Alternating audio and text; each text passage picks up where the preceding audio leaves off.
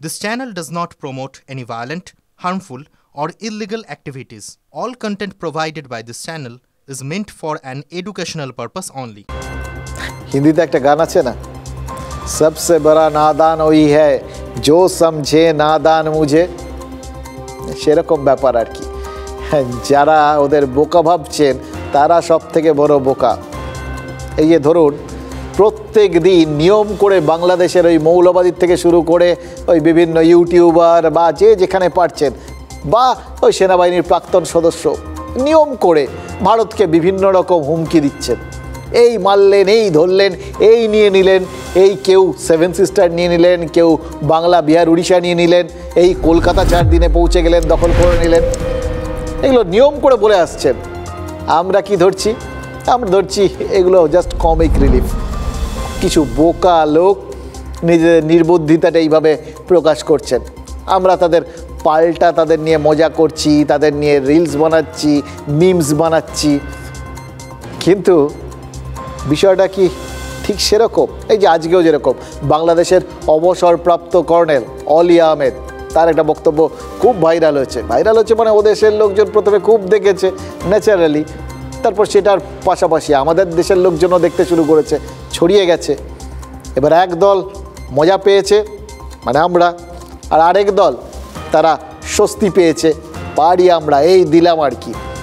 কি বলেছেন অলি? অলি বলেছেন যে ভারতের বিরুদ্ধে তারা পরমাণু অস্ত্র ব্যবহার করবেন। এবার এটা ফার্স্ট প্রশ্ন কি জাগবে, বাংলাদেশ এই পরমাণু অস্ত্রটা পাবে কোথায়? অলি আহমেদ কি বলেছেন? বলেছেন তাদের নাকি অনেক বন্ধু দেশ আছে যারা বাংলাদেশকে পরমাণু অস্ত্র দিতে রাজি, যেন ওই বার্থডে গিফট পাঠাবে আর কি, সদ্য জন্মদিন গেল তো এরকম ব্যাপার আর কি। এবার বন্ধু দেশটাকে এটা বোঝা সব থেকে সহজ, পাকিস্তান নর্মালি, কারণ কদিন আগে বাংলাদেশকে পরমাণু অস্ত্র দিয়ে সাহায্যের প্রতিশ্রুতি দিয়েছিল এক পাক মৌলবাদী।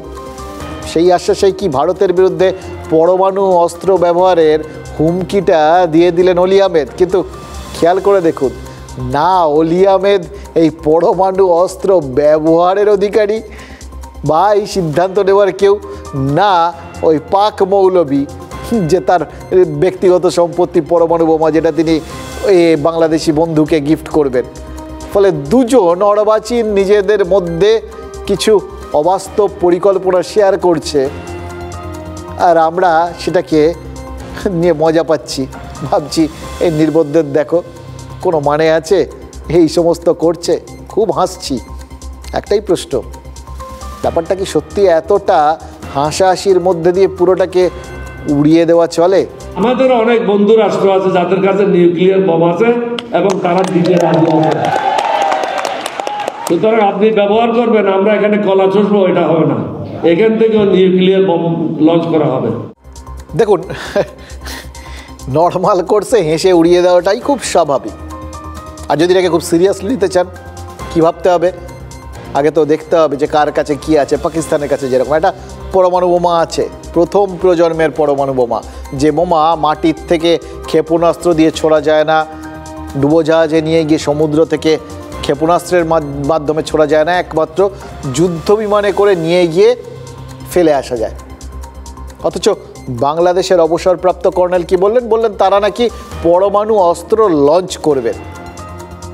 এই সমস্ত কথা শুনে আপনারা ভাবতেই পারেন এইসব লোক সেনাবাহিনীতে কাজ করে, এই কিছু জানে না। এবার এইসব কথা শুনে দেখুন, এটা আমি মানছি যে এই সমস্ত কথা শুনে না হেসে পারা যায় না, এটা চ্যালেঞ্জ যদি গম্ভীর হয়ে থাকতে পারেন। তাও বলছি এই অলি আহমেদদের শুধু যদি বিচ্ছিন্নভাবে দেখেন তাহলে হবে না। সামগ্রিকভাবে যত অলি আহমেদকে এই বাংলাদেশ থেকে ইদানিংকালে বিভিন্ন বক্তব্য রাখতে শুনেছেন, তাদের একটা ব্র্যাকেটের মধ্যে দেখে একটু তলিয়ে ভাবুন। কারণ ইয়ার্কি ফাজলামো করতে করতে আমরা হয়তো ভুলে যাচ্ছি, আমরা হয়তো ধরে নিয়েছি যে এরা সবাই ওই বাংলাদেশের মাটির থেকে যে হুমকিগুলো দিচ্ছেন সেগুলো ওই সেনা ঠেনা পাঠানোর হুমকি, ডাইরেক্ট অ্যাটাকের হুমকি, ভারত দখল করার হুমকি, সোজাসুজি আক্রমণ করে যারা বাংলাদেশি সেনা এই এলো বলে এরকম ওরা বলতে চাইছেন। কিন্তু সেগুলো সব ছদ্মবেশী হুমকি নয় তো।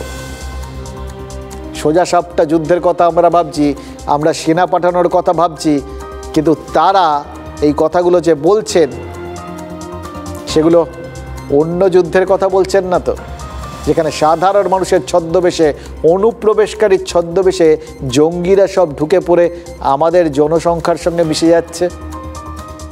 এর যে বলছেন না তার কোনো গ্যারান্টি আছে? এই মুহূর্তে যা যা বিষয়গুলো ঘটছে তাতে তো এই প্রশ্নটা উড়িয়ে দেওয়া যায় না।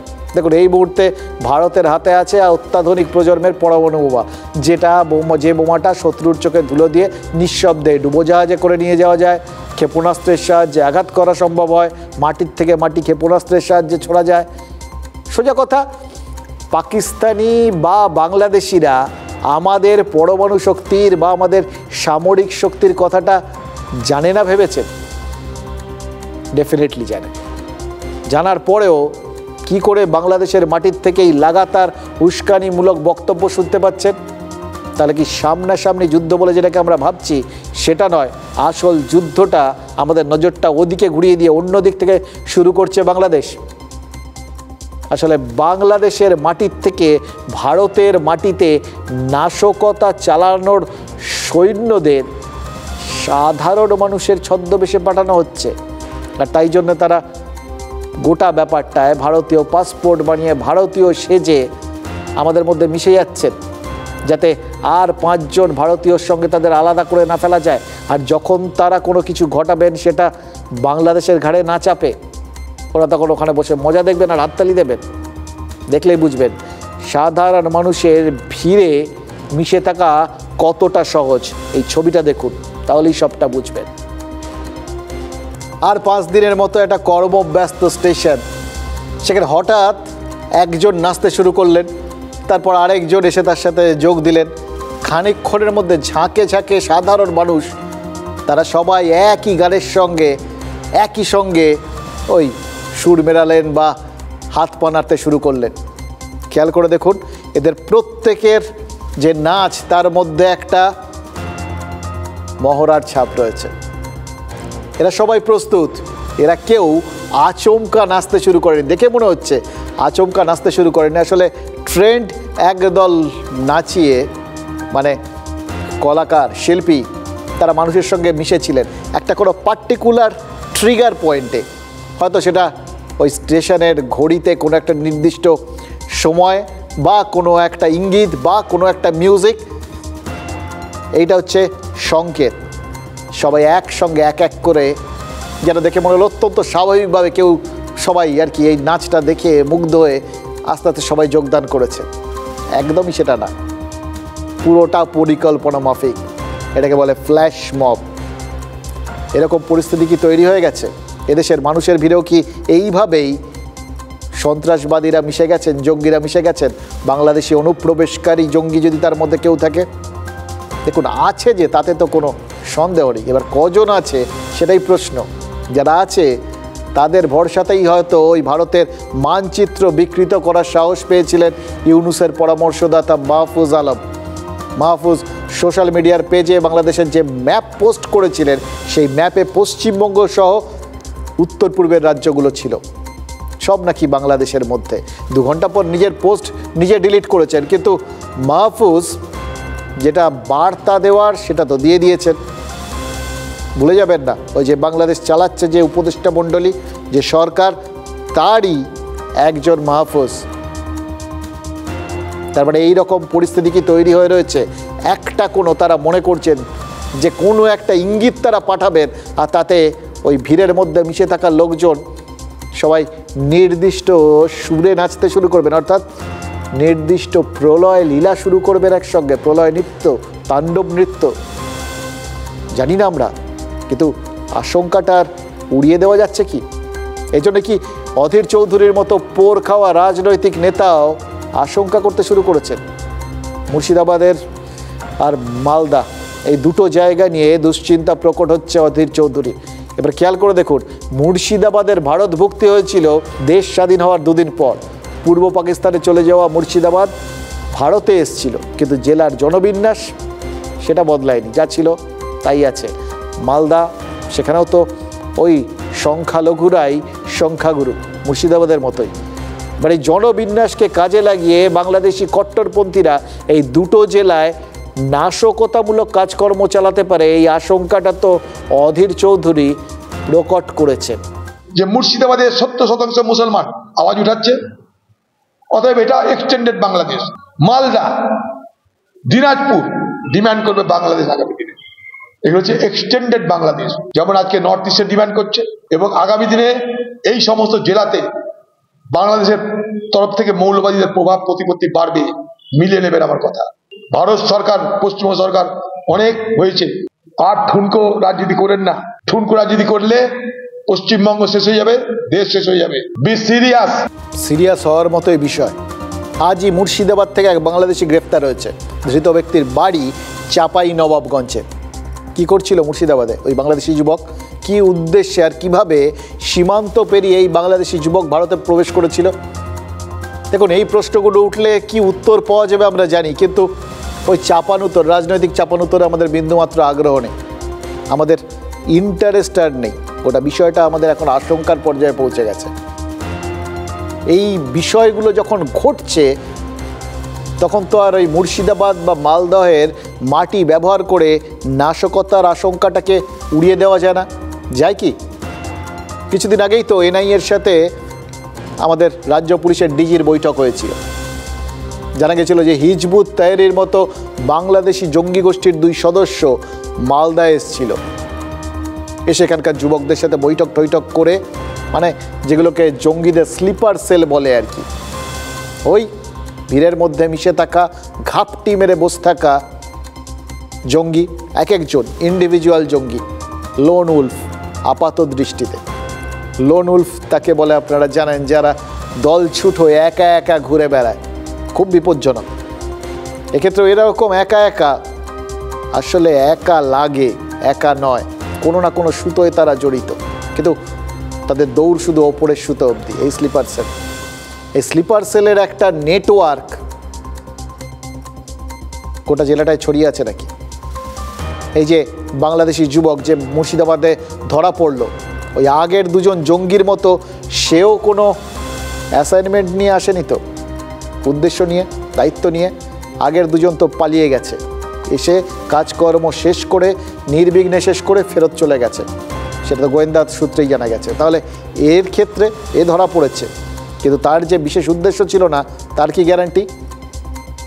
দেখুন, এই রকম পরিস্থিতিতে আমাদের সতর্ক থাকার, আমাদের সাম্প্রদায়িক সম্প্রীতিকে আরও শক্তপোক্ত করার প্রয়োজনটা বেড়ে যাচ্ছে। আরও বেশি আমাদের সতর্ক থাকার দরকার থাকছে এই জন্যে যে, বুঝতেই পারছেন, এরকম পরিস্থিতিতেই তো ওই যাদের এরকম নাশকতা ঘটানোর উদ্দেশ্য, যাদের এরকম ধ্বংসাত্মক প্রলয় লীলা বা তাণ্ডব লীলা চালানোর উদ্দেশ্য, তারা সবার আগে টার্গেট করবে কোথায়? আমাদের সাম্প্রদায়িক সম্প্রীতিকে। আর এই রকম একটা পরিস্থিতিতে ফিরহাদ হাকিমের মন্তব্যটা তো খুব বেশি করে প্রাসঙ্গিক হয়ে যাচ্ছে, তাই না? প্রাসঙ্গিক হয়ে যাচ্ছে এই কদিন ধরে তাই যে কথাগুলো বললেন সেগুলো, এর আগে যে কথাগুলো বলেছিলেন সেগুলোও তো এখন এই তার সদ্য বলা কথাগুলোর সঙ্গে জুড়ে যাচ্ছে। আরও বেশি করে আজ প্রাসঙ্গিক হচ্ছে কেন জানেন? আজ সংখ্যালঘু অধিকার দিবসের অনুষ্ঠান ছিল, অনুষ্ঠানের প্রধান অতিথিও ছিলেন জনাব ফিরহাদ হাকিম, কিন্তু তিনি উপস্থিত হননি। কেন? তিনিও কি বিতর্কের আঁচটা টের পেয়েছেন, বুঝতে পেরেছেন তিনি যে কথাটা বলেছেন সে কথাটা কতটা উত্তেজক একটা পরিস্থিতির সৃষ্টি করে দিয়েছে, কতটা অস্বস্তিকর একটা পরিস্থিতির সৃষ্টি করে দিয়েছে। अगर अल्लाह की रहमत है हमारे ऊपर, अगर तालीम हमारे साथ है, तो हम एक दिन मेजॉरिटी से भी मेजॉरिटी हो सकते हैं। এটা একটা জিনিস মানতে হবে যে মুসলমানদের যে এখানকার অবস্থা আর কি, মানে সোশিও ইকোনমিক অবস্থা, সেটা কিন্তু বেশ খারাপ, মানে ইন কম্পারিজন টু আদার্স। বাবা যখন বলেছে উর্দুতে, সেটা আমার মনে হয় কোথাও না কোথায় বাংলায় অনুবাদ হতে গিয়ে ওটা একটু গুলিয়ে গেছে। কিন্তু আমার খালি এটা লাগছে যে ববির মতো ছেলে, একটা সেকুলার ছেলে, কিভাবে এরকম একটা গায়ে মাখলো, এটা আমার মনে হয় আলপটকা বেরিয়ে গেছে, আলটপকা বেরিয়ে গেছে। দেখুন, সংখ্যালঘুদের সংখ্যা গুরুত্ব বুঝিয়েছিলেন রাজ্যের পুরমন্ত্রী। এবার তার কথার সূত্র ধরেই তো মুসলমানদের আর্থিক সামাজিক অবস্থান মনে করিয়ে দিয়েছিলেন তৃণমূলেরই বিধায়ক হুমায়ুন কবির। আরেক তৃণমূল বিধায়ক মদন মিত্র আবার হুমায়ুন কবিরের কথার সূত্র ধরে নিজের কথাগুলো বলে দিলেন। দেখুন, প্রত্যেকের মতো করে কথাগুলো বলছেন, আর ফিরহাদ হাকিমের কথাটা প্রাসঙ্গিক হয়ে যাচ্ছে। বা এটাও হতে পারে, জানেন তো, তার কথাটাকে প্রাসঙ্গিক করে রাখা হচ্ছে। এটা তো এমনি এমনি হয় না, বিশেষ করে এই রকম একটা সময়। তাই আমরা একটু অন্য দিক থেকে গোটা বিষয়টা দেখি না, তাহলে আমাদের বুঝতে একটু সুবিধা হবে, না জাস্ট বোঝার চেষ্টা করতে পারি। ধরুন, এই জবের থেকে বাংলাদেশে এই হিন্দু নিপীড়নের খবরগুলো আসা শুরু হয়েছে, তৃণমূলের অবস্থান কি? মমতা বন্দ্যোপাধ্যায়, অভিষেক বন্দ্যোপাধ্যায় প্রত্যেকে নিন্দে করেছেন। মমতা বন্দ্যোপাধ্যায় তো সরাসরি আমাদের লোকজন বলেছেন আর কি, হিন্দুদের পাশে দাঁড়াচ্ছেন। ইসকনের ভাইস প্রেসিডেন্ট রাধারমন দাসকে সঙ্গে নিয়ে তিনি দীঘায় ওই জগন্নাথ মন্দিরের উদ্বোধনে গেছেন, মানে ইসকনকে পাশে রেখেছেন। একটা সুস্পষ্ট বার্তা। দেখে শুনে কি মনে হচ্ছে না যে সংখ্যালঘু মানে গোটা বিষয়টায় এই মুহূর্তে সংখ্যা গুরুদের ভোটটা টার্গেট করে ফেলেছেন তৃণমূল নেত্রী। তার এই অবস্থা নিশ্চিতভাবেই সংখ্যাগুরু হিন্দুদের একটা বার্তা দেবে এবং তার প্রতিফলনটা ভোট বাক্সে চলে যেতে পারে। কারণ এই সংখ্যাগুরু ভোটের মধ্যে মানে এই বাংলাদেশে যত বেশি সংখ্যালঘু হিন্দুদের ওপর নিপীড়ন হবে, হোক না বাংলাদেশি হিন্দু, কিন্তু তাতে এ রাজ্যের সংখ্যাগুরু হিন্দুদের ওপর প্রভাব পড়বে এবং তাতে বিজেপির ক্ষেত্রে ওই যারা সবসময় চেয়ে এসছে যে ধর্মীয় একটা মেরুকরণ হোক, একটা হিন্দু ভোট ব্যাংক তৈরি হোক, তাদের সেই উদ্দেশ্যটা সাধিত হতে পারে। ফলে তাদের মানে টার্গেটেড ভোট ব্যাংকেই আঘাত হানার চেষ্টা করেছেন তৃণমূল নেত্রী। এটা যদি কেউ এইভাবে অ্যানালিসিস করেন, ভুল করবেন কি? এবার তখন একটা অন্য প্রশ্ন কেউ তুলবেন, আরে এইটা যদি করতে যান তাহলে তো যে সংখ্যালঘু ভোটটা তৃণমূলের ভোট ব্যাংক, সেটা কোথাও গিয়ে একটু দ্বিধাগ্রস্ত হয়ে পড়বে না?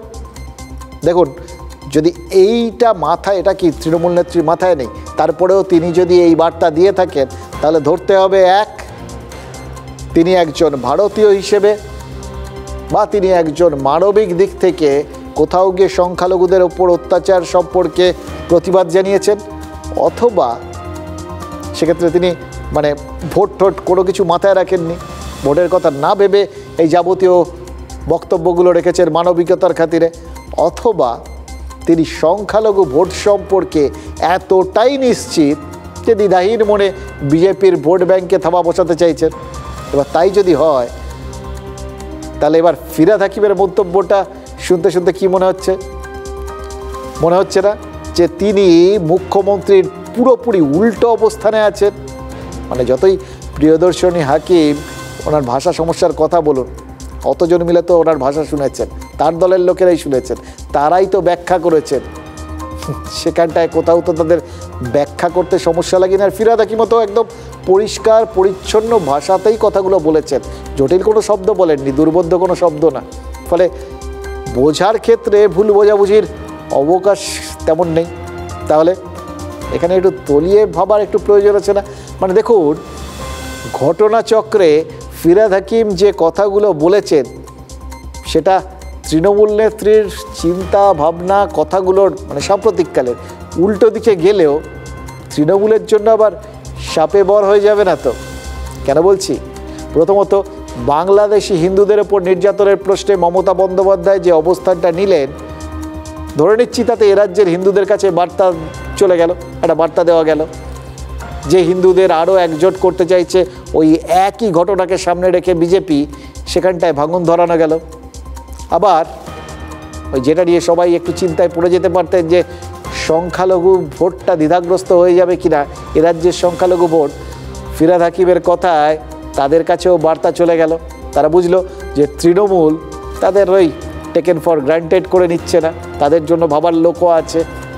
এবং সেই রকম বক্তব্য দেওয়ার পরে তাকে শাস্তি পেতে হয়নি। ফলে দুদিকে বার্তা চলে গেল, ব্যালেন্স হয়ে গেল। এখানেও তো একটা সংশয় আছে। এবার এটাকে যদি দুদিকের বার্তা দেওয়ার জন্যই এই দুরকম বার্তা ধরে নিই, তাহলে ফিরহাদ হাকিমকে আবার কেন পাল্টা করা বার্তা দিল তৃণমূল কংগ্রেস? কেন তৃণমূলের সোশ্যাল মিডিয়া পেজ থেকে বলা হলো এই কথাগুলো ফিরহাদের নিজস্ব, এর সঙ্গে দলের কোনো সম্পর্ক নেই? দেখুন, দুভাবে এই ব্যাপারটাকে দেখতে পারে। এই কথাগুলো ফিরহাদ হাকিমের নিজস্ব, মানে সংখ্যালঘুদের জন্য নিজস্ব মতবাদ প্রকাশের স্বাধীনতা তৃণমূলে রয়েছে, তৃণমূল সেটাকে অ্যালাউ করছে। তাকে তো কোনো শাস্তিমূলক ব্যবস্থা নেওয়া হয়নি তার বিরুদ্ধে এর জন্য। আর দ্বিতীয়ত, তৃণমূলের এই অবস্থানটা তাদের সোশ্যাল মিডিয়া পোস্টে কোনো না কোনোভাবে ওই অমিত মালব্যের মতো বিজেপি নেতাদের পোস্টের পাল্টা জবাব নয় তো? ভেবে দেখুন তো, বিজেপি নেতা অমিত মালব্য বা রাজ্য বিজেপি সভাপতি সুকান্ত মজুমদার, তারা তো ফিরহাদ হাকিমের বক্তব্যের ভিডিও পোস্ট করেছিলেন, সরাসরি হিন্দুদের বার্তা দিয়েছিলেন। তৃণমূল কি সেটার পাল্টা দিল? সেটাকেও নিউট্রালাইজ করতে চাইল, বোঝাতে চাইল যে মালব্য যা বলছেন সেটা ঠিক নয়, তৃণমূল আদৌ সেরকম কিছু চাইছে না। মানে দল হিন্দুদের পাশে আছে, আবার ফিরহাদ তো সংখ্যালঘুদের পাশে আছেন। মানে কেউ কিচ্ছু বললেন না, অনেক কিছু একটা অন্য কথা বলে সবার কাছে সমস্ত রকমভাবে সুচারুভাবে বার্তা চলে গেল। এটাকে ধরে নেওয়া যায় কি? মানে সেক্ষেত্রে কেউ ভাবতে পারেন যে গোটা ব্যাপারটাই ধর্মেও আছে, জিরাফেও আছে, দুদিকই ব্যালেন্স করে দিয়ে দিয়েছে তৃণমূল। এটাই রাজনীতির মজা, এটাই রাজনৈতিক বার্তার মজা। যে যার মতো টার্গেট অডিয়েন্সের কাছে পৌঁছে যাবে, আপনারা বুঝতেও পারবেন না, ঠিক বার্তা চলে যাবে। যখন বুঝবেন তখন কার্য সাধিত হয়ে গেছে। যেমনটা আজ হয়তো আরও একবার করলেন Mamata Bandyopadhyay. I have with me Mr. Shaukat Mullah also. I have a request. Please see that we should help, we should cooperate them in all ways, at all levels. This is the area adjacent of Kolkata Police and South and West Bengal, so Bidhannagar Commissionerate. So this is a border area, but there should be some good coordination between two. So please see, in no disturbances, nothing. They must work very peacefully and very smoothly.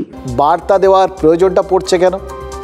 মনে করে দেখুন, বছর দুয়েক আগে এক উদ্যোগপতি মুখ্যমন্ত্রীকে চিঠি লিখেছিলেন, অভিযোগ করেছিলেন যে রাজনৈতিক জুলুমবাজির শিকার হয়েছেন তিনি। খুব সন্তর্পণে ঢাক ঢোল না পিটিয়ে মুখ্যমন্ত্রী সেই অভিযোগের পরিপ্রেক্ষিতে কিন্তু ব্যবস্থাও নিয়েছিলেন। ও মাথায় ঢুকে গেছিল কীভাবে একটু একটু করে ওই শিল্প বিরোধী তকমাটা গেড়ে বসছে। আরও একটা ঘটনা, আসানসোলের এক ব্যবসায়ীকে ওই একইভাবে ধমকানো চমকানো হুমকি দেওয়ার অভিযোগ উঠেছিল। সেই অভিযুক্ত শ্রমিক নেতাকে গ্রেফতার করিয়ে দিয়েছিলেন মুখ্যমন্ত্রী। মানে সব কটা ঘটনার থেকে মুখ্যমন্ত্রী শিখেছেন, সে সমস্ত অভিজ্ঞতার পুনরাবৃত্তি তিনি আর চান না। বিশেষ করে এই ফেব্রুয়ারি মাসে যখন বিশ্ববঙ্গ সম্মেলনের মঞ্চটা সাজানো একদম তৈরি, বসবে, তার আগে এই সিন্ডিকেটের দাপটে ইনফোসিস বেকায়দায় পড়েছে বা তোলাবাজির মাসুল দিচ্ছে, এরকম কোনো ঘটনা তিনি যে চাইছেন না, এটা তো পরিষ্কার। এবার এটা ভাবলেই দেখবেন, ইনফোসিসের ক্যাম্পাস উদ্বোধন করতে গিয়ে শওকত মোল্লার নাম করে মুখ্যমন্ত্রীর সাবধানবাণীটা খাপছাড়া লাগছে? লাগছে না। মনে হচ্ছে ভুল জায়গায় ভুল কথা বললেন? মনে হচ্ছে না। বুঝতে পারছেন তো, মুখ্যমন্ত্রী এখানেও টার্গেট অডিয়েন্সকে বার্তা দিয়েছেন। এবার এই টার্গেট অডিয়েন্স কারা সেটাও বুঝে নিন। এক, শওকত আর তার বাহিনীকে সাবধানবাণী। সাম্প্রতিককালে ওই আরাবুলকে চেপে শওকতকেই তো পুরোদস্তুর ক্ষমতা দিয়েছিল তার দল। এবার ক্ষমতা দেওয়ার পর ক্ষমতার আতিশয্য যাতে না হয়ে যায় এবং তার অপব্যবহার যাতে না হয়, সেই জন্য সাবধানবাণী। আর দুই, ইনফোসিসের মতো কোম্পানিগুলোকে বার্তা, নিশ্চিন্তে এখানে শিল্প চালান, সমস্যা হলে তার সমাধানে আমি আছি, আপনাদের পাহারাদার, আপনাদের রক্ষাকর্তা স্বয়ং আমি, এই ভরসাটা রাখুন। মানে বললেন ইনফোসিসকে, বললেন শওকতকে, আসলে গোটা দেশের শিল্পোদ্যোগীদের কাছে বার্তা দিলেন মুখ্যমন্ত্রী।